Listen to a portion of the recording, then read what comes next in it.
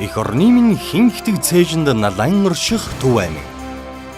Наран ургахаас жаргах хүртэл өрнөх амьдрал нь миний зүрх сэтгэлтэй салшгүй холбоотой их нутаг минь. Зүг бүр тийш салаалан тэмүүлэх амьдралын зам.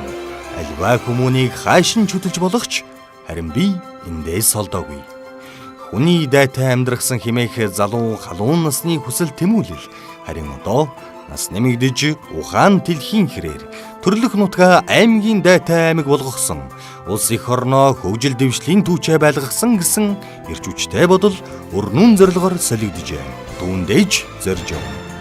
Ерөөсө зоригтой түүндээ хамаг бүхнээ зориулсан хүмүүний амьдралын замл хамгаас урт бүхнээс гэгэн тунгалаг амжилтаар дүүрэн байдаг хойно. Улсын хурлын 3 дугаар тойрогт ардчсан намаас нэр дэвшигч Дуламсүрэнгийн Дорж Пүрэв.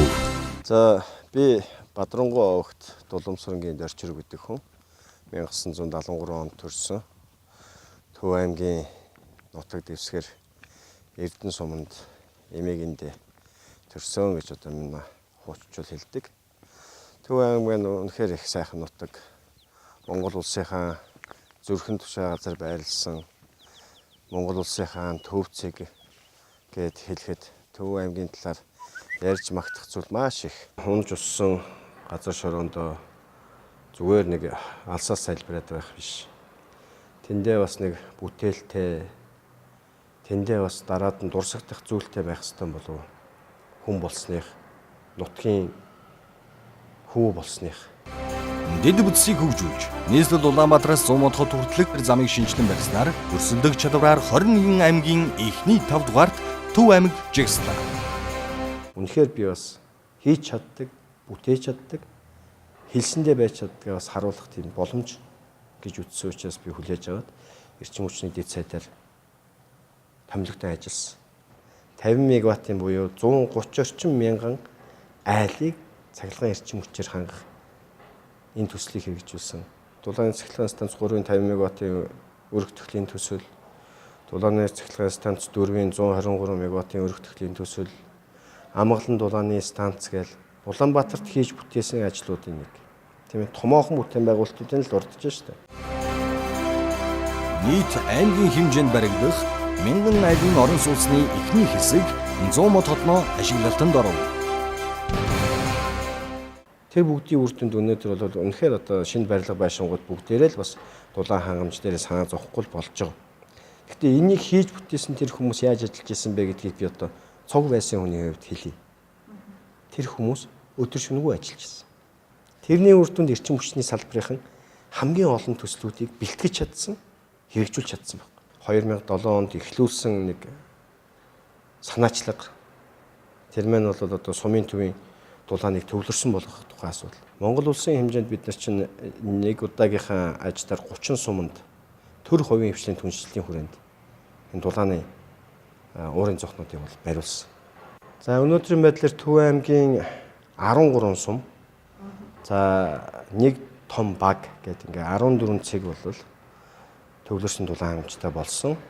За миний яриад байгаа аймгийн 10 аймгийн дулааны станц гэдэг дотор бол манай Төв аймгийн дулааны станц маань явж байгаа. Тэгэхээр манай Төв аймгийн Зуумод хотын маань удахгүй энэ том бүтээн байгуулалтыг харна. Эннийхэн үр дүнд манай Зуумод хот бол хот шиг хот болно.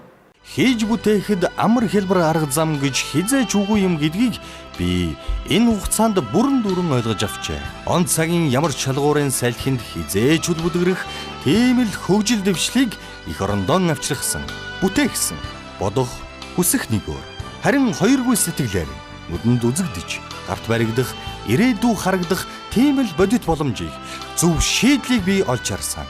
Одоо дуусгамаар үр дүнг нь хармаар байна. Улсын хурлын 3 дугаар тойрогт ардчсан намаас нэр дэвшигч Дуламсүрэнгийн Дорж Пүрэв. Энэ улс төрчийг ер нь яаж тодорхойлдог? Ямар хүнийг улс төрч гэдэг гэж хүмүүс их асуудаг. Улс төрчийн дүгнэлт ерөөсөө л ганцхан.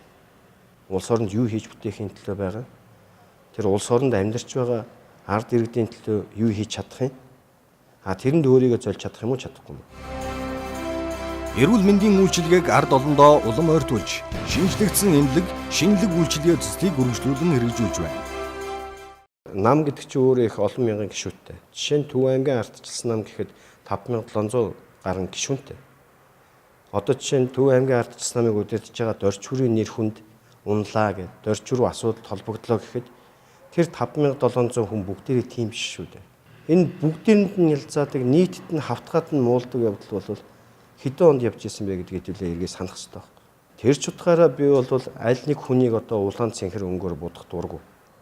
Уул нь бол улсын их хурлын гишүүн гэдэг маань ард иргэд сонгогчдоос сонгогдоод итгэлийн хүлээсэн хүмүүс байхгүй.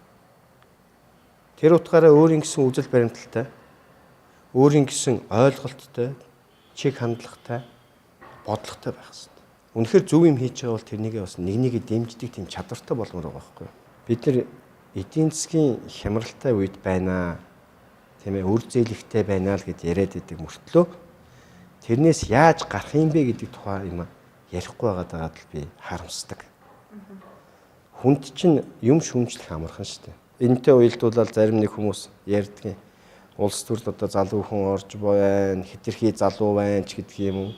Эсвэл одоо урлагийн хүмүүс орж ийн, бөхчүүд орж ийн ч гэдэг юм уу.